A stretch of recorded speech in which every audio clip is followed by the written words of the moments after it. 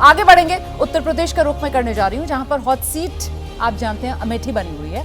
अमेठी से राहुल गांधी के चुनाव लड़ने की चर्चाओं के बीच बीजेपी ने कांग्रेस में सेंधमारी तेज कर दी है। यूपी कांग्रेस ने कल जिस नेता विकास अग्रहरी को अपने सोशल मीडिया विभाग का प्रदेश का सह समन्वयक बनाया, वो आज केंद्रीय मंत्री और अमेठी से बीजेपी उम्मीदवार स्मृति ईरानी की मौजूदगी में बीजेपी में शामिल हो गए। तो देखिए किस तरीके की सेंधमारी बीजेपी की तरफ से कांग्रेस में की गई है और कहीं ना कहीं इससे कांग्रेस की कमजोरी की जो कलई है वो खुल गई है अमेठी में। अभी तक तो सस्पेंस है, राहुल गांधी क्या अमेठी से लड़ेंगे या नहीं लड़ेंगे। 2019 में स्मृति ईरानी ने ही राहुल गांधी को अमेठी लोकसभा सीट में करारी शिकस्त दी थी और राहुल के अमेठी से लड़ने की चर्चाएं हालांकि अब तेज हो गई, खासतौर से तब जबकि पार्टी के वरिष्ठ नेता जयराम रमेश ने एबीपी न्यूज से खास बातचीत में कह दिया था कि साहब राहुल गांधी जो हैं वो कह चुके हैं कि जो पार्टी फैसला लेगी वो उसका पालन करेंगे, वो उसके अनुशासित सिपाही हैं। कार्यकर्ता चाहते हैं राहुल गांधी चुनाव लड़े और खुद राहुल गांधी की तरफ से भी जब प्रेस कॉन्फ्रेंस साझा की गई थी, अखिलेश यादव के साथ संकेत दे दिए गए थे कि जो पार्टी कहेगी वो वही करेंगे। तो मतलब राहुल गांधी अमेठी से चुनाव मैदान में उतर सकते हैं क्या? देखिए, अमेठी के बाद जो भी मुझे ऑर्डर मिलेगा मैं वो करूंगा। सीईसी मीटिंग हमारी पार्टी में सीईसी मीटिंग्स में ये डिसीजन लिए जाते हैं। हम जानते हैं कि 26 तारीख के बाद राहुल गांधी यहाँ आएंगे।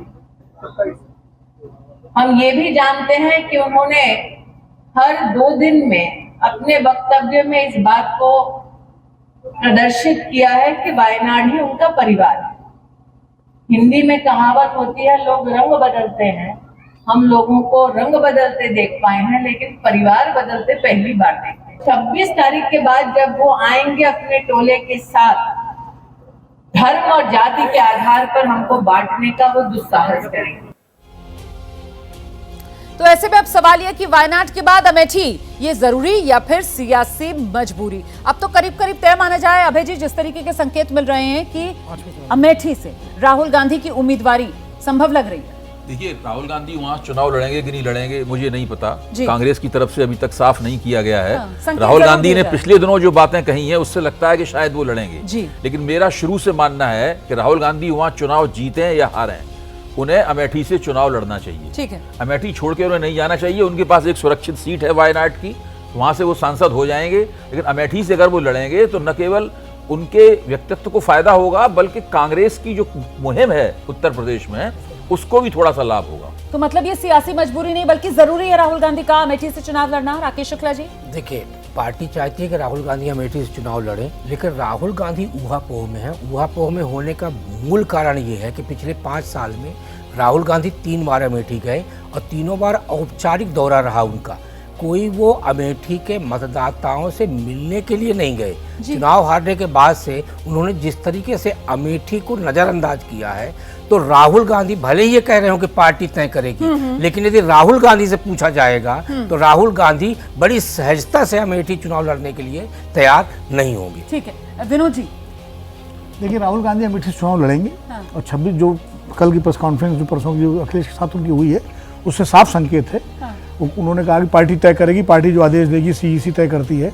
इसका मतलब है कि वो, और जो स्मृति ईरानी भी कह रही कि वो 26 तारीख के बाद यहाँ आएंगे। और उससे पहले एबीपी न्यूज को जयराम रमेश ने जो इंटरव्यू दिए तो एक तरीके से उनकी तरफ से पार्टी के मन की बात बता दी गई। उन्होंने खुलकर कहा कि हाँ, कार्यकर्ता चाहता है, पार्टी चाहती है। बिल्कुल। और अमेठी से भी जिस तरह का फीडबैक कांग्रेस पार्टी को मिल रहा है, वो यही मिल रहा है कि अमेठी का कांग्रेस कार्यकर्ता चाहता है कि राहुल गांधी यहाँ के चुनाव लड़े।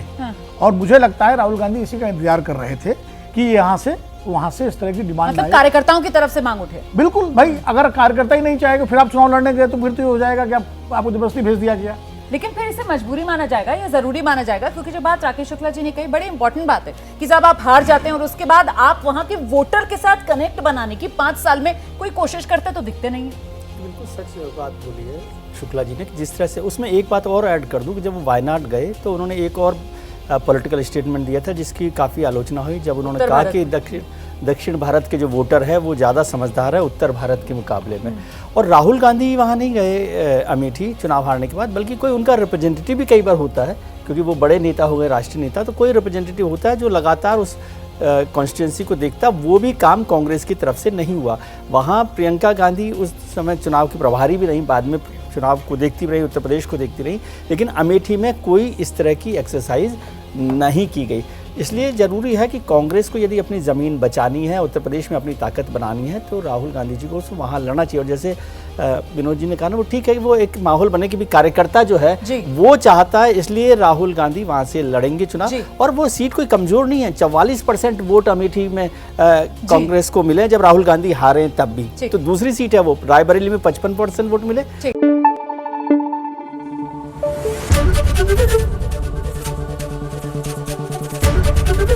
एबीपी न्यूज आपको रखे आगे।